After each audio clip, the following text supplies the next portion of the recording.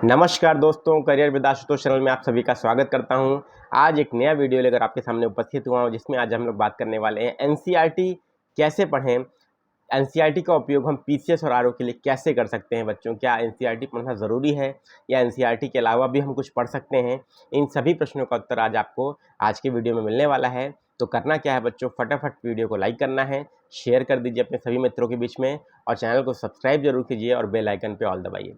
RO के लिए geography की क्लासेस बच्चों आपकी स्टार्ट हो रही हैं, तो सभी लोग चैनल को सब्सक्राइब कर दीजिए। और डेली रात में आपको ज्योग्राफी से हम लोग स्टार्ट कर रहे हैं। जीएस कंप्लीट कराऊंगा मैं आपको आरओ 2023 के लिए। फ्री टेलीग्राम ग्रुप बना दिया है, आप सभी लोग जाके उसको ज्वाइन कर सकते हैं। और ज्वाइन करने के बाद आपको क्या करना है, उसमें डेली आपको करंट की न्यूज़ मिलती है विद पीडीएफ, डेली फैक्ट्स आपको मिलते हैं, क्विजेज मिलती हैं। तो एकदम फ्री इनिशिएटिव है, आप सभी लोग उसको ज्वाइन कर लीजिए। अब हम लोग चलिए बात करते हैं। उम्मीद करता हूँ आपने सभी लोगों ने सब्सक्राइब कर लिया होगा चैनल को और एक बार शेयर कर दिया होगा अपने मित्रों के ग्रुप में। और आगे हम लोग बात करते हैं बेटा एनसीईआरटी कैसे पढ़ें। अब एनसीईआरटी का उपयोग किस प्रकार से हम कर सकते हैं पीसीएस और आरओ की परीक्षा में। देखिए, एक बात तो तय है, आप सभी लोग जानते होंगे एनसीईआरटी पढ़ाई क्यों जाती है। अब एनसीईआरटी पढ़ाई इसलिए जाती है बच्चों की क्लास 6 से लेकर क्लास 12 तक का जितना भी आपने स्कूल में पढ़ाई किया है, आपको वो निश्चित रूप से पूरा तो याद नहीं होगा। हाँ, समझ आपके अंदर विकसित हो गई है, लेकिन याद आपको नहीं होगा। तो एनसीईआरटी बेसिकली क्या करता है कि आपको वो चीज़ें वापस आपके दिमाग में क्या हो जाती हैं, रिवाइज हो जाती हैं, स्टोर हो जाती हैं, रिस्टोर हो जाती हैं और आप बेहतर तरीके से उन इन्फॉर्मेशंस को आपकी परीक्षा में यूज़ कर सकते हैं। तो प्रीलिम्स में भी बच्चों अच्छे खासे प्रश्न एनसीईआरटी के आते हैं, चाहे यूपीएससी को ले लीजिए, चाहे यूपीपीएससी को ले लीजिए। तो आरओ और पीसीएस का जो क्वेश्चन बच्चों हम लोग कहते हैं कि बहुत टफ क्वेश्चन आ गया, आउट ऑफ द सिलेबस आ गया, पता नहीं कहाँ से पूछ लिया क्वेश्चन, तो वो पता नहीं कहाँ से नहीं आता बच्चों, सेट एनसीईआरटीज़ हैं। आप अगर उसको पढ़ लेंगे, उसकी समझ विकसित कर लेंगे, तो आप आराम से बच्चों सेलेक्ट हो सकते हैं। जैसे सेट एनसीईआरटीज़ में बात की जाए तो कौन कौन सी एनसीईआरटीज़ हैं, तो 11th क्लास के लिए बच्चों आपके लिए एनसीईआरटी ज्योग्राफी की अगर बात करूं तो फंडामेंटल ऑफ फिजिकल ज्योग्राफी, मतलब भौतिक भूगोल के सिद्धांत, और इंडिया फिजिकल एनवायरनमेंट, भारत भौतिक भूगोल। केवल 2 एनसीईआरटी बच्चों आपको पढ़नी है, जिससे आपका पूरा भूगोल क्लियर हो जाता है। और अगर इसमें कुछ डाउट होगा, जलवायु विज्ञान वाले चैप्टर में डाउट आता है बच्चों को, तो उसके लिए मैं क्लासेस स्टार्ट कर रहा हूँ, उसमें वो डाउट आपका क्लियर हो जाएगा। अब आते हैं बच्चों हिस्ट्री के ऊपर। तो हिस्ट्री के लिए कौन सी एनसीईआरटी पढ़नी है, तो देखिए मॉडर्न इंडिया के लिए तो मैंने आपको पहले ही बोल दिया बच्चों, स्पेक्ट्रम ही पढ़िए, उससे बेस्ट कोई बुक नहीं है, वो भी 1857 से 1947 तक। कैसे पढ़ना है मैंने वीडियो बनाया है, चैनल पर अवेलेबल है, आप लोग उसको देख लीजिए। इसके बाद बच्चों आपको क्या पढ़ना है, आपको एंशिएंट और मिडिवल इंडिया के लिए बच्चों एनसीईआरटी पढ़नी है। एंशिएंट इंडिया के लिए बच्चों एनसीईआरटी आप पढ़ेंगे 11th क्लास की, ठीक है। और रामचरण शर्मा जी ने लिखी है, आर एस शर्मा जी ने, और मिडिवल इंडिया के लिए आपको सतीश चंद्रा जी ने एनसीईआरटी लिखी है। तो वो आपको पढ़नी है। केवल और केवल 2 एनसीईआरटी हिस्ट्री में पढ़नी है, 2 आपकी भूगोल की हो गई। अब आ जाते हैं बच्चों पॉलिटी के लिए। तो पॉलिटी के लिए एनसीईआरटी आपको नहीं पढ़ने की नीड है, Laxmikanth is more than sufficient, और उसके इंपॉर्टेंट चैप्टर्स भी मैंने आपको बताए हैं। पॉलिटी की तैयारी कैसे करें, चैनल पे अवेलेबल है वीडियो, उसको चैनल को सब्सक्राइब कर लीजिए। पीसीएस आरओ के लिए डेडिकेटेड चैनल है बच्चों। अगर आप निःशुल्क तैयारी करना चाहते हैं पीसीएस आरओ की, तो इस चैनल के गाइडेंस से आप तैयारी कर सकते हैं और सेलेक्ट भी हो सकते हैं बच्चों, ठीक है। टेलीग्राम ग्रुप मैंने बना दिया है, फ्री टेलीग्राम ग्रुप है आरओ 2023 के लिए। पिछली बार ऐसा ही ग्रुप मैंने बनाया था बच्चों 2021 की वैकेंसी में, जिसमें से 15 बच्चे फाइनली सेलेक्ट हुए हैं। तो अब आप समझ सकते हैं बेटा इसकी उपयोगिता क्या है, कोई चार्ज नहीं है और आप सभी लोग को क्या करना है, आराम से इसको ज्वाइन कर सकते हैं, ठीक है। चलिए, इसके बाद बच्चों हम लोग बात कर लेते हैं, एक और महत्वपूर्ण चीज़ है जो आपको ध्यान रखनी चाहिए। पॉलिटी हम लोगों ने देख लिया, हिस्ट्री ज्योग्राफी देख लिया। अब आ जाते हैं इकोनॉमी के ऊपर। तो इकोनॉमी के लिए बच्चों आपको बहुत ज़्यादा एनसीईआरटी या स्टैटिक चीज़ों पे ध्यान नहीं देना है, क्योंकि करंट ओरिएंटेड चीज़ें ही आती हैं।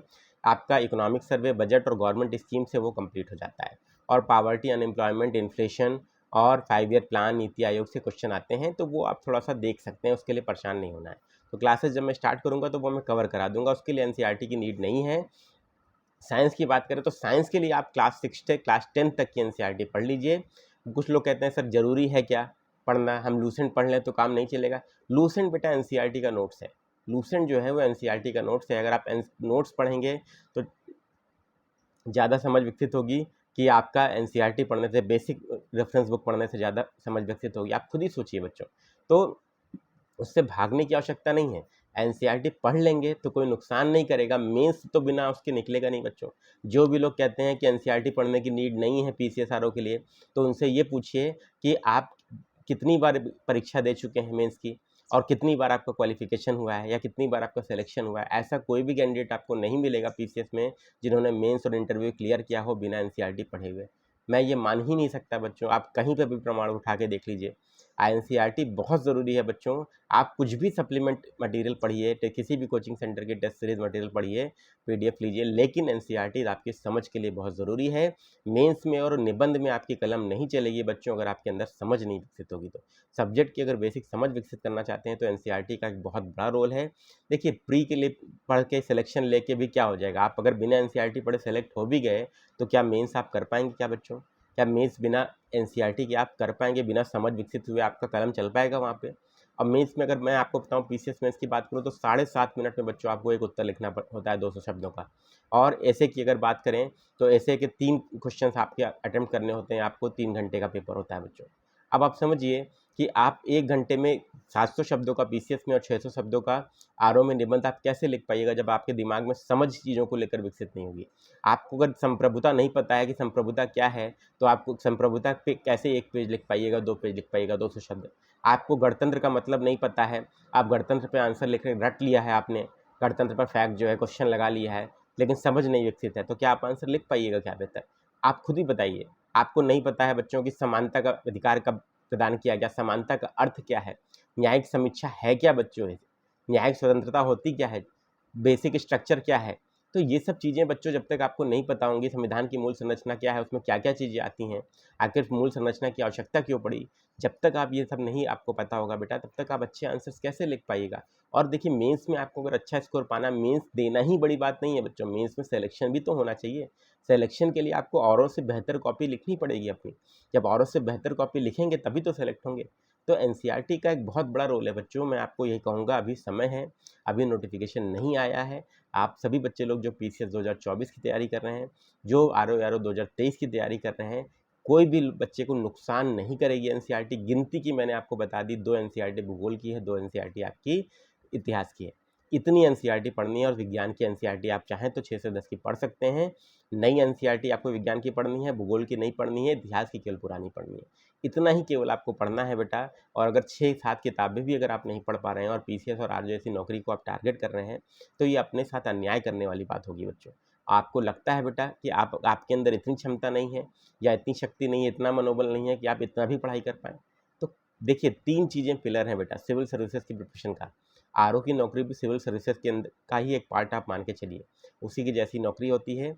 एक एनसीईआरटी होता है बच्चों सबसे पहला पिलर, जो आपको जीएस की भी अंडरस्टैंडिंग देता है, आधार प्रदान करता है जीएस के लिए, और न्यूज़पेपर की अंडरस्टैंडिंग का भी आधार प्रदान करता है।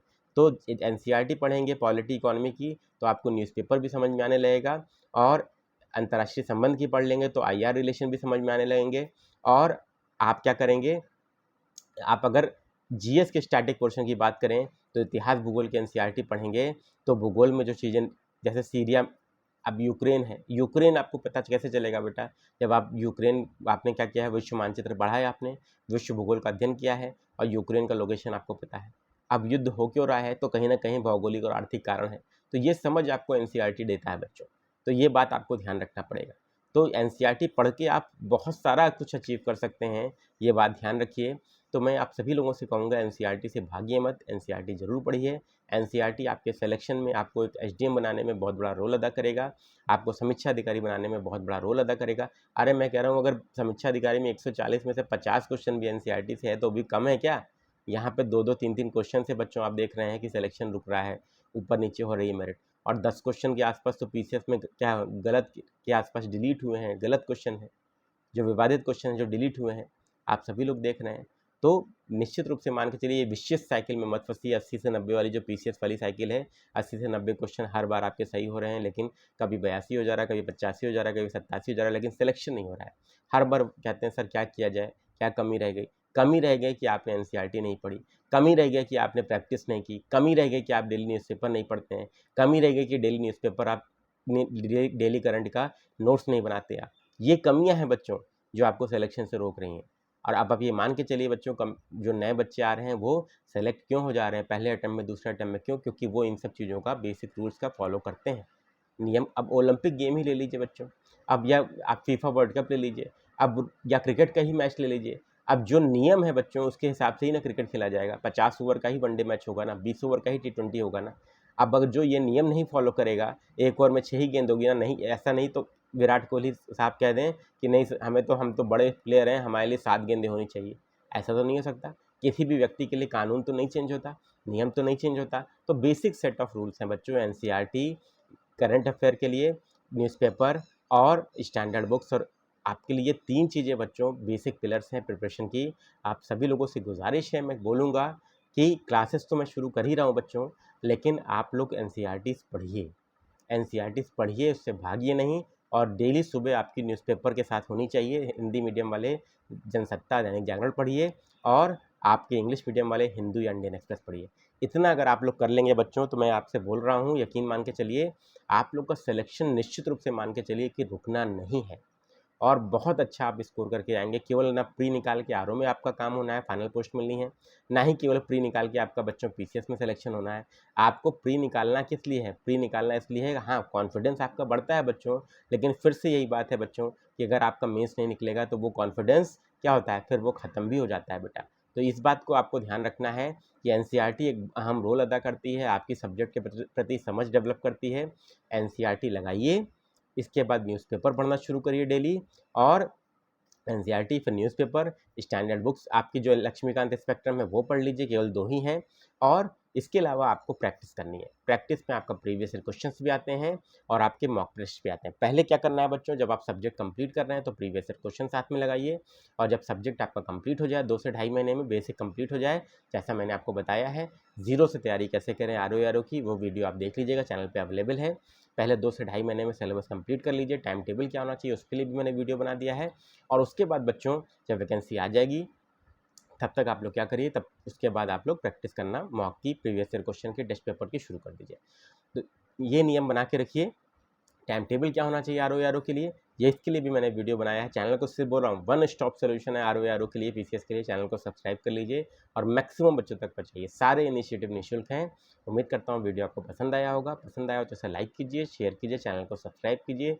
मिलते हैं नेक्स्ट वीडियो में। धन्यवाद।